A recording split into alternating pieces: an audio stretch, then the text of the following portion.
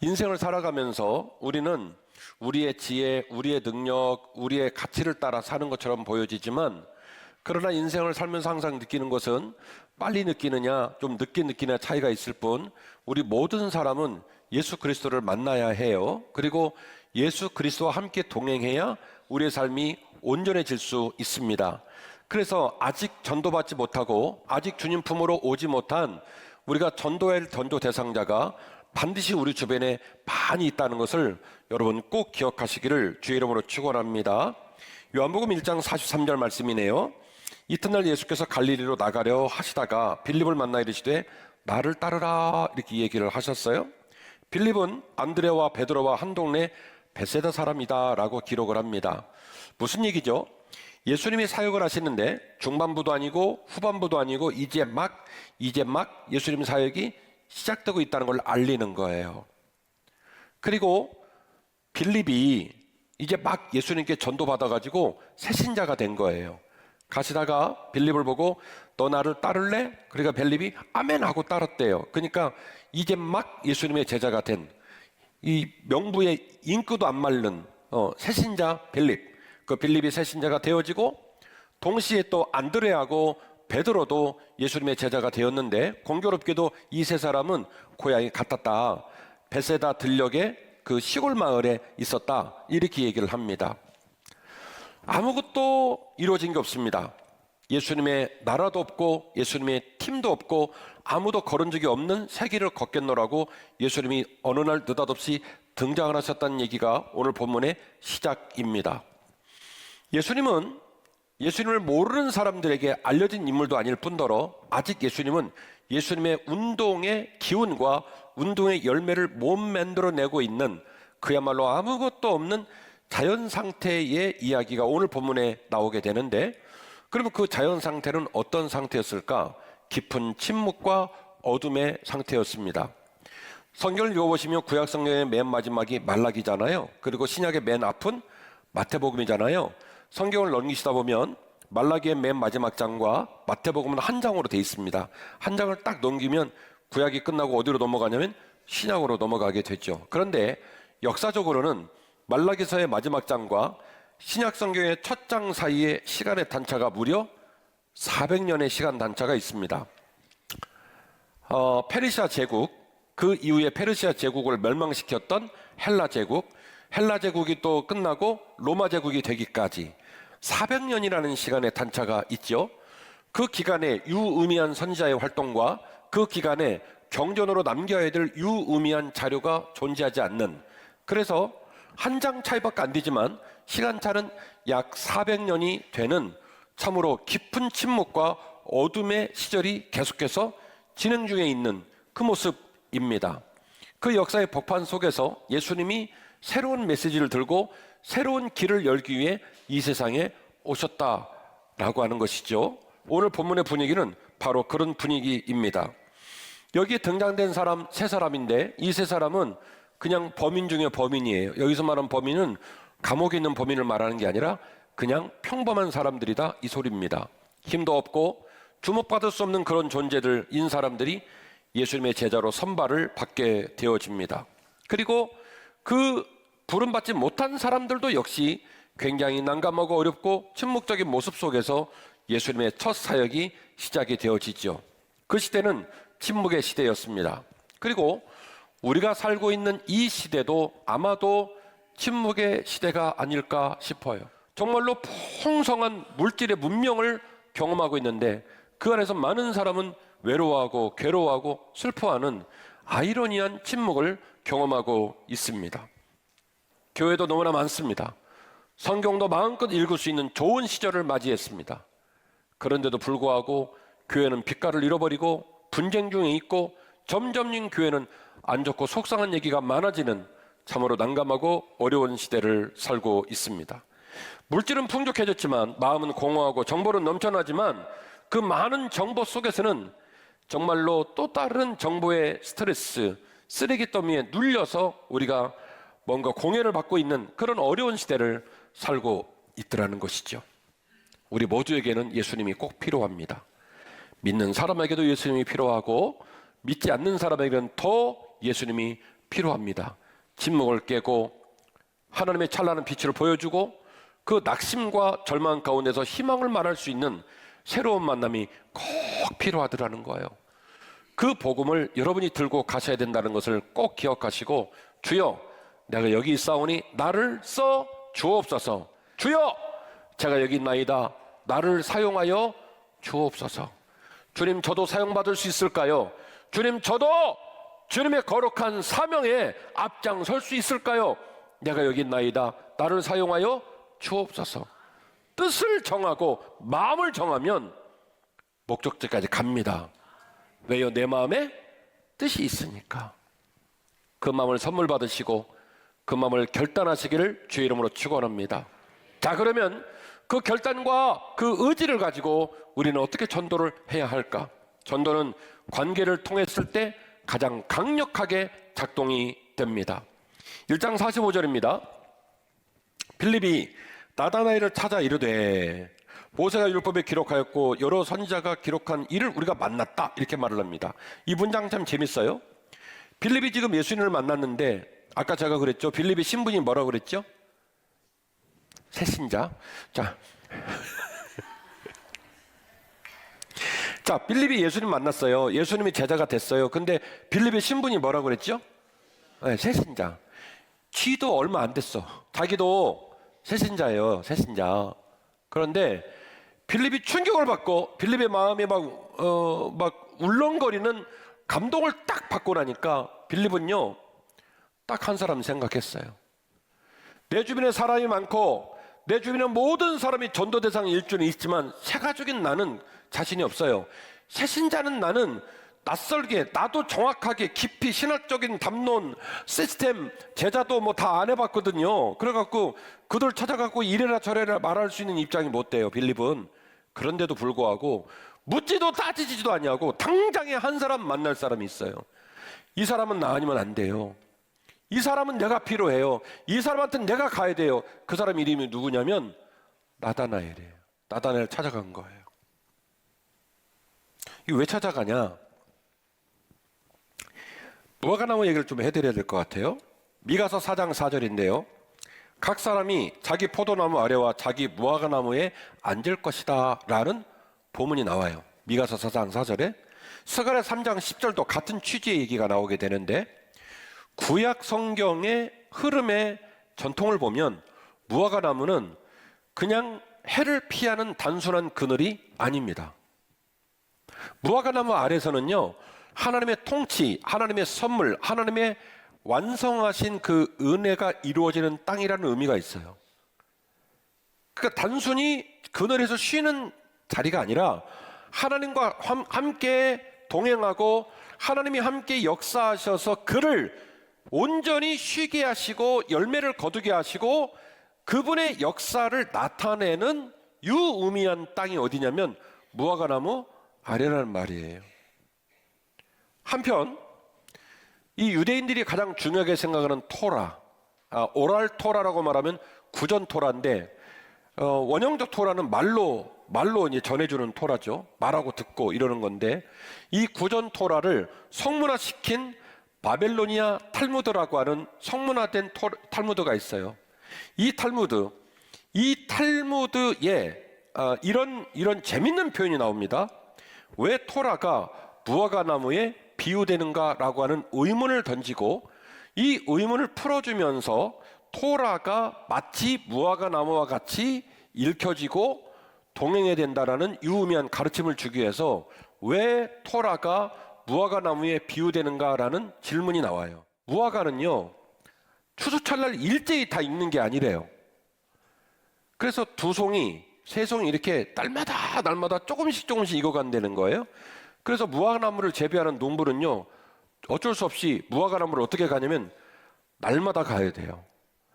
날마다 가서 항상 무화과와 함께 있고, 오늘 2개 따고 내일 3개 따고 계속 무화과나무와 함께 있어야 된다는 거예요. 왜 토라가 무화과나무에 비유되는가? 하나님 말씀을 이렇게 배우고 이렇게 먹어야 한다는 거예요. 날마다 조금씩 깨달아가고 조금씩 거두고 조금씩 순종하면서 무화과나무에 진득하게 가 있어야 한다는 거예요. 이 사실을 강조하고 있죠. 앞으로 다시 돌아갑니다. 나다나엘은 지금 어디가 있냐면 무화과나무 밑에 있어요. 오늘 설교 제목이 무화과나무 아래서라는 설교 제목인데, 우리 목사님은 많고 많은 나무 중에 꼭 무화과나무를 좋아하시는구나. 저도 다른 나무 좋아해요. 사과나무도 있고 배나무도 있고 나무는 많이 있겠죠. 그러니까 오늘 설교 제목은 단순히 무화과나무 아래에 있는 그물이 제일 시원해요, 이 말이 아니라 신학적 의미를 얘기하는 거예요. 무화과나무 아래에 있다는 말은 나다나엘이 무화과나무 아래에서 맨날 공놀이나 하고 고무줄놀이나 하고 자빠졌다 이 말이 아니에요. 신학자들 대부분이 이렇게 추정합니다. 그는 무화과나무 아래서 울고 있었고, 무화과나무 아래서 기도하고 있었고, 무화과나무 아래서 꿈꾸고 있었을 것이다 라고 이야기하고, 이 추론은 오늘 예수님과 나다나엘이 질문과 대답을 하는 그 말씀의 흐름 속에서 충분히 확인할 수 있습니다. 여튼 이 사실을 누가 알고 있냐면 빌립이 알고 있는 거예요. 몇 년지기 친구인지는 모르겠지만 40년지기 50년지기 친구로 지내면서 맛있는 거 나눠 먹고 힘들고 어려운 일 있으면 가서 안아주고, 그리고 한 번도 실망시키지 않고 진득하고 믿을만하고 제일 사랑하는 친구로 살아온 내 친구 나다나엘. 그 친구가 치킨 먹으러 가자고 해도 안 오요. 안 옵니다. 단풍놀이 가자고 해도 안 옵니다. 그리고 맨날 무화과나무 아래서 울고 있는 거예요. 빌립은 그걸 알아요. 내 친구가 어디가 있다고요? 무화과나무 아래에 있다. 그래서 새가족 신부를 뚫고 빌립은 누구를 찾아가냐면 나다나엘을 찾아간 겁니다. 찾아가갖고 뭐라고 하는지 아십니까? 내가 나사렛에서 예수 그리스도를 만났다는 거예요. 구세주를 만났다는 거예요. 오늘 보면 되게 재밌어요. 그러니까 막 나다나엘이 아멘 주여 드디어 구세주로 오시나이까 할렐루야 친구야 그런 소식 전해줘서 고마워 아멘 할렐루야 라고 말하면 얼마나 좋았겠어요. 근데 나다나엘이 뭐라 하냐면 어이 친구 밥 잘 먹고 그게 뭔 소리야. 가서 잠이나 자. 오버하지 말어.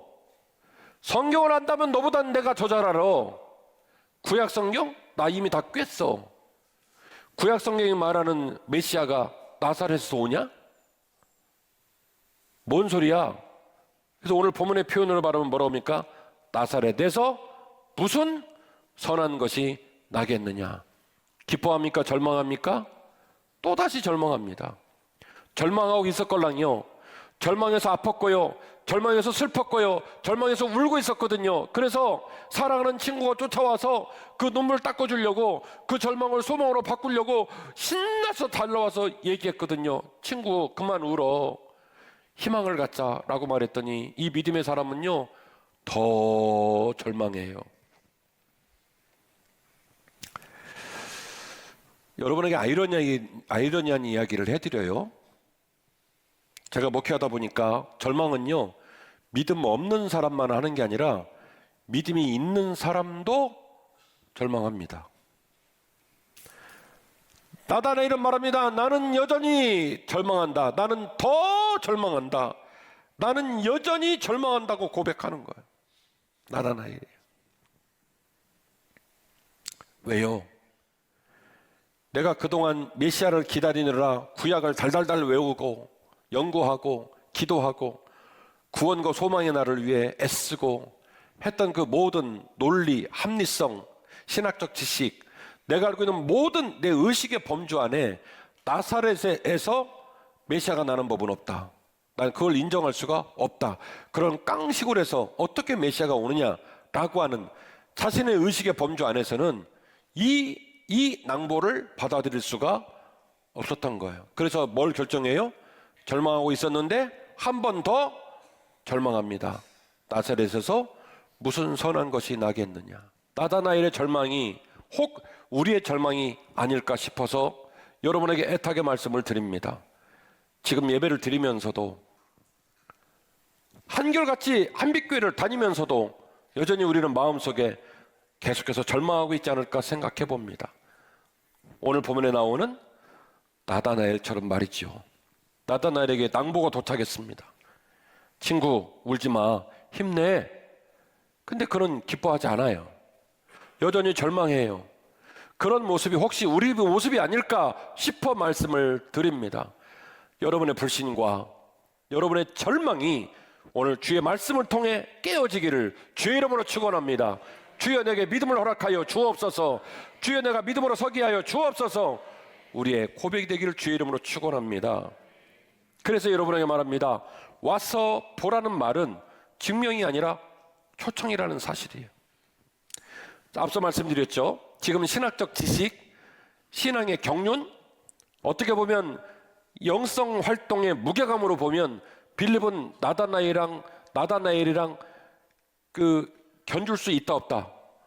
빌립은 본문의 맥락을 살펴보면 나다나엘이 속으로 그래도 자네보단 내가 낫지, 자네보단 내가 성경을 더 잘 알지, 자네보단 내가 믿음에 있어서만큼은 선배지, 아마 이런 느낌이 있는 것 같아요. 오늘 본문의 말씀 흐름을 보면. 그러면 나보다 더 신앙이 좋고 나보다 더 성경을 잘 알고 나보다 더 경건한 사람한테 역설적으로 내가 전도하려면 여러분 전도하시겠어요? 포기하겠어요? 부담스럽죠? 어렵죠? 그 발걸음이 안 떨어지죠? 포기하는 게 나아요. 근데 빌립은 묻지도 따지지도 않고 쳐들어갔어요. 그래갖고 친구를 앉혀놓고 1:2 제자도를 하고 사형리를 얘기하고 통성경 스토리를 얘기하고 그런 거 안 했어요. 그건 얘가 더 잘해. 그래서 가서 드립다 한마디 했어요. 저는 영어를 잘 못해요. 근데 너무 쉬워서 써놨어요. Come and see. 와서 봐 얘기한 거예요. 너를 사랑하는 마음 하나 품고 내가 너 찾아온 거야. 그러니까 와서 봐. 나는 어떻게 못하겠어. 나는 감당을 못하겠어. 하지만 주님이 나를 변화시키고 주님이 나를 깨워주셨기에 나도 너에게 그 주님을 소개하니 와서 봐. 그렇게 얘기한 거예요.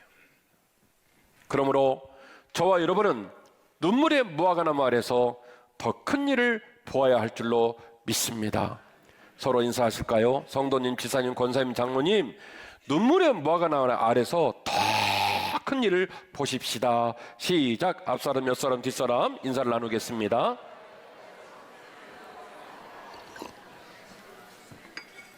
(47절입니다) 예수께서 나다나엘이 자기에게 오시는 것을 보고 그를 가리켜 이르시되 보라 이는 참으로 이스라엘 사람이다. 속에 간사한 것이 없다.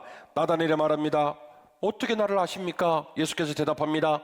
네가 빌립이 너를 부르기 전에 네가 무화과나무 아래 있을 때 내가 이미 알았어. 나다나엘이 말합니다. 랍비여 당신은 하나님의 아들이십니다. 이스라엘의 왕입니다. 예수께서 대답합니다. 너를 무화과나무 아래 봤다는 걸로 놀래냐? 이보다 더 큰 일을 보리라. 다 읽었어요? 50절까지. 자, 47절에서 50절 제가 읽어드렸는데 이 문장이 이해가 돼요? 안 돼요? 무슨 선문서답 하듯이 동문서답 서로 막 하잖아요. 앞뒤가 안 맞는 얘기를 막 하잖아요. 연결이 안 돼요. 이게 무슨 말인지. 나다나엘이 쭈뼛쭈뼛거리면 와요. 올 마음이 없었어요. 왜? 나사렛은 선한 게 나올 일이 없거든. 근데 친구가 하도 우기니까 사랑하는 친구를 봐서 나를 실망시키지 않고 나한테 잘해주고 나한테 진심이었던 친구, 그 친구의 뜨거운 마음을 봐서 쭈뼛쭈뼛거리면서 예수님한테 와요. 그래서 예수님이 뭐라고 하냐면은 그 속에 선하고 있고 간사함이 없다 딱 선언을 해요. 그러니까 나다나엘이 깜짝 놀래가지고 헐 어떻게 저를 아세요? 이렇게 여러분은 쉽게 말해줘야 돼. 헐 대박 어떻게 저를 아세요? 이렇게 얘기를 해요. 그러니까 주님이 뭐라고 그러냐? 야 내가 너한테 선하고 간사한 것이 없다 이 말했다고 놀래냐? 빌립이 너 찾기 전에 빌립이 너를 찾기 전에 네가 무화과나무에 있을 때부터 내가 너를 알았어. 봅시다. 거기서 아가야하고 고무줄놀이하고 공기놀이하고 자빠져 잤으면 이 대화가 의미가 있어요 없어요? 의미가 없죠. 한 번만 용서하고 들으세요.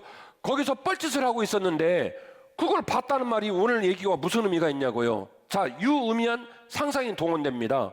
네가 무화과나무에서 얼마나 울었는지, 얼마나 애통하고 기도를 했는지, 얼마나 나라와 민족의 비전을 위해 이 나라 민족을 위해 기도했는지 내가 다 알아. 이미 내가 알고 있었어. 이 말이에요. 그러니까 이 숨겨진 얘기가 백업이 되면 나다나엘의 말이 비로소 이해가 되죠.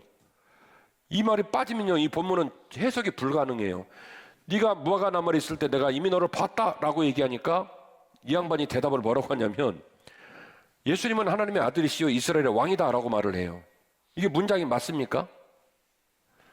너 몰라서 그렇지 내가 이스라엘의 왕이야, 내가 메시아야, 그러니까 믿어. 그러니까 그 말을 듣고 아멘 주여, 주는 하나님의 아들이시요 이스라엘의 왕이다, 이렇게 말하면 문장이 맞죠. 근데 이 문장이 연결이 안 돼요. 네가 무화과 나무 아래 있을 때 내가 너를 보았다라고 말을 하는 말을 듣자 중간을 생략하고 바로 급발진을 하잖아요. 나다나엘이 주는 하나님의 아들이시고 이스라엘의 왕입니다라고 말을 하잖아요. 뭔 얘기예요? 중간에 빠져버린 대화, 연결되지 않아서 독자 입장에서는 이 문장이 연결되지 않는 이 숨겨진 대화가 뭐냐면 서로 함의되어 있는 거예요. 나다나엘의 마음과 예수님의 마음에 함의되어 있는 거예요. 다른 사람은 모르는, 독자도 모르는 두 사람이 이 말을 굳이 주고받지 않아도 그 말 한마디에, 네가 무화과 나무에 있을 때 내가 이미 너를 봤다라는 말 한마디에, 그렇다면 이분은, 이거를 알 수 있는 분은, 이 말을 할 수 있는 분은 누구밖에 없다. 하나님의 아들 이스라엘의 왕 말고는 이 말을 할 수 있는 사람이 없다라고 나다나엘이 느낀 거예요. 왜? 그분을 어디서 찾고 있었기 때문에. 그렇죠. 무화과 나무 아래서 그분을 열망하고 있었고 그분 때문에 울고 있었고 그분을 묵상하고 있었기 때문에 네가 무화과 나무 아래 있을 때 내가 너를 봤다라는 말은 하나님의 아들 말고는 이 사실을 말할 수 있는 사람이 없어요. 그래서 독자는 이 말을 못 알아듣고 당사자인 예수님과 나다나엘 입장에서는 망치로 뒤통수를 맞은 것처럼 각성이 된 거예요. 그래서 문장상 이어지지 않는 대답이 나와요. 주님은 하나님의 아들이시고 이스라엘의 왕이십니다. 이 고백을 해요. 그러자 주님이 이 말을 합니다. 내가 너를 무화과 나무에서 봤다는 걸 갖고 이렇게 놀래냐? 또 말이다, 오늘 이후로 내 제자가 될 텐데 오늘 이후로 너는 그보다 더 큰 일을 보게 될 것이다. 이제 나다나엘은 더 이상 울지 않습니다. 그의 눈물이 끝난 것은 엄청난 기적 때문이 아닙니다. 그를 자기처럼 사랑해준 친구의 전도 때문에 그런 눈물을 그쳤습니다. 천둥벼락에 친 거 아닙니다. 새나라가 온 거 아닙니다. 죽을 뻔하다가 병이 나은 게 아닙니다. 그냥 자연스럽게 나다나엘은 눈물을 그쳤는데 왜 그쳤냐면 자기를 자기처럼 사랑해줘서 욕먹을 각오를 하고 끝까지 찾아와준 누구 때문에요?